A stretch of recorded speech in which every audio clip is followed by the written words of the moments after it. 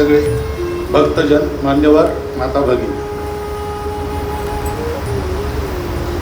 टेकडीचा गणपती नागपूरकरांना त्याच्याविषयी काही फार सांगायची जरूरत नाही आणि मंदिराची माहिती आता आलेलीच आहे तुमच्या पुढे.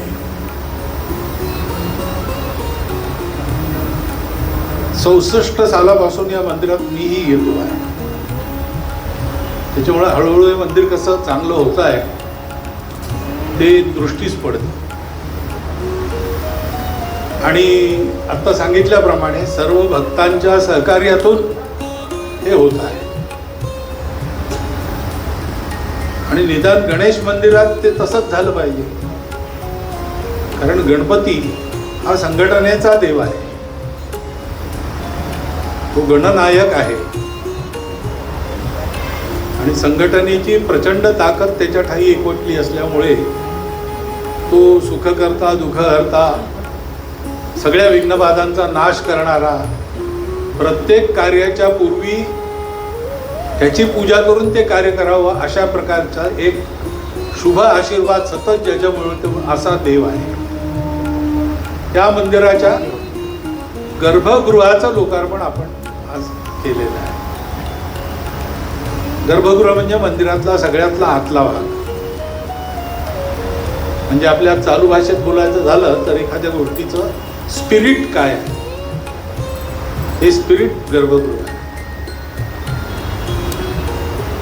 गणेश देवतेचं पूजन त्याचं एक सगुण रूप आहे, त्याची आपण पूजा करतो, पण त्यात भाव कोणता आहे?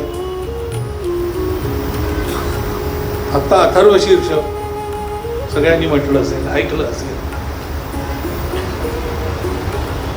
त्यात गणेश म्हणजे मूलाधार स्थितोसी नित्यम असं म्हटलं आहे.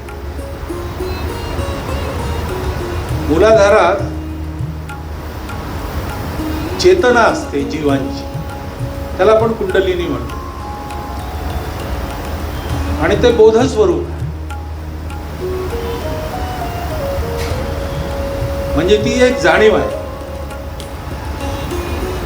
ती जाणीव प्रकर्षाने असेल माणसाच्या ठिकाणी तर त्याच्या व्यक्तिगत आयुष्याची उन्नती होतेच होते, पण सगळ्या जगाला त्याचा फायदा होतो. कारण ती जाणीव जड चेतन चराचर सृष्टीमध्ये एकच असलेली जाणीव आहे. त्या जाणीवेतच सृष्टीची उत्पत्ती आहे, त्या जाणीवेतच सृष्टी विलीन होते. संघटनेची देवता, ती संघटन कोणत्या आधारावर करते? तर हा जो सर्वाठाई एकच बोध आहे, त्याला निराळे नावं देतात विद्वान लोक. एकम सत विप्रहा बहुधा वदंती. कोणी ब्रह्म म्हणतात, कोणी निर्वाण म्हणतात, कोणी काही म्हणतात. पण मुळात आपला सर्वांचा जो एक युनिव्हर्सल कॉन्शियसनेस आहे, त्या आधारावर ही संघटना होते. संघटना जगात होत असतात, स्वार्थाच्या आधारावर होतात, समान लक्ष्याच्या आधारावर होतात, परंतु खरी एकता कोणची? तर आपण सर्व एकाच ऊर्जेची अभिव्यक्ती आहोत.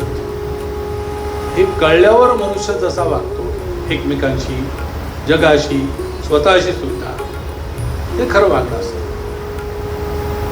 त्याला आपल्या सामान्य भाषेत आम्ही आपलेपणा म्हणतो. आपल्याला आपलेपणा वाटतो. तो का वाटतो? फक्त आपल्या नातेवाईकांसोबत विषयी वाटतो असं नाही आहे. नेहमी वाटत नसेल, पण एखाद्या वेळेस देशही आपल्याला आपला वाटतोच की नाही. कारगिलच्या युद्धाच्या वेळेला एखादी क्रिकेट मॅच भारत जिंकतो तेव्हा खेळणारे जे वेगळे असतात लोक, तिथे जाऊन खेळतात ते, आपला त्यांचा परिचयही नाही, पण क्रिकेटची बॅट सुद्धा हातात न धरलेला माणूस ते जिंकले की आपण जिंकल्याच्या थाटात फटाके फोडतो, नारे देतो, कारण आपलं काहीतरी कनेक्शन आहे. हे प्रत्येक माणसाला जाणवतं. ते सतत जाणवून जर त्याचे व्यवहार झाले तर मग सगळ्या जगामध्ये विघ्नबाधा राहणारच नाही. सगळी विघ्न संकट जगामध्ये आज दिसतात ती त्याचा विसर पडल्यामुळेच आहे.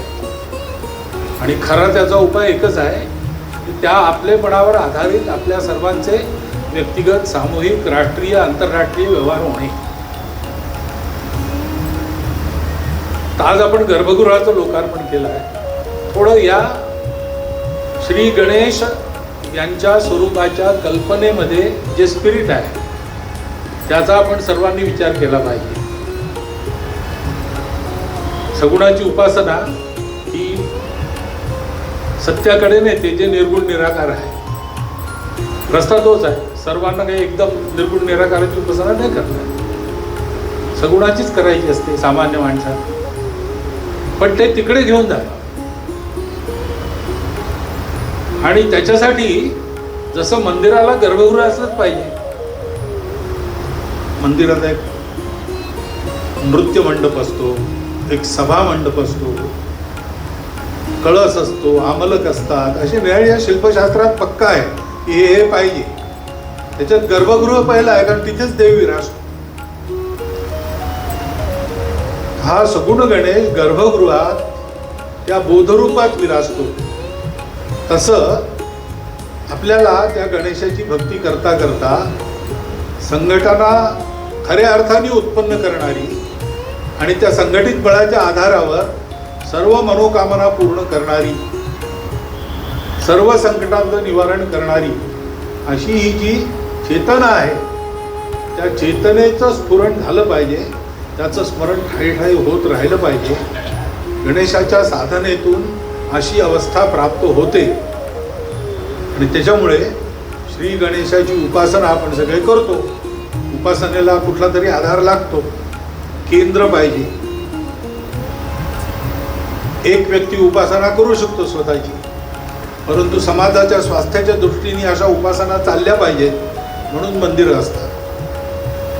हे मंदिर आपलं प्राचीन मंदिर आहे. आपण भक्तिभावाने इथे येतोच आहे.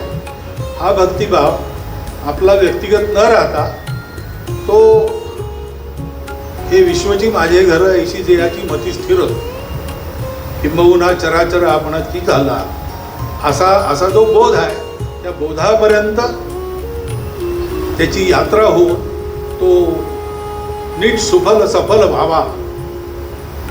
आजच्या या गर्भगृहाच्या लोकार्पणाच्या प्रसंगी आणि माझ्या मनात हे विचार आले, त्यामुळे हीच शुभकामना सर्व गणेश भक्तांना मी देतो. माझ्यासहित सगळ्यांसाठीच ती शुभकामना आहे. त्यांनी सगळ्या विश्वाचं मंगल होणार आहे. तर आपली पूजा अर्चना भक्ती ही व्यक्तिगत केवळ नसून ती विश्वमांगल्याकरता आहे असा विचार करून सगळ्यांनी या प्रसंगाकडे पाहावं, एवढी एक अनुरोध आपल्यासमोर ठेवतो आणि माझे 4 शब्द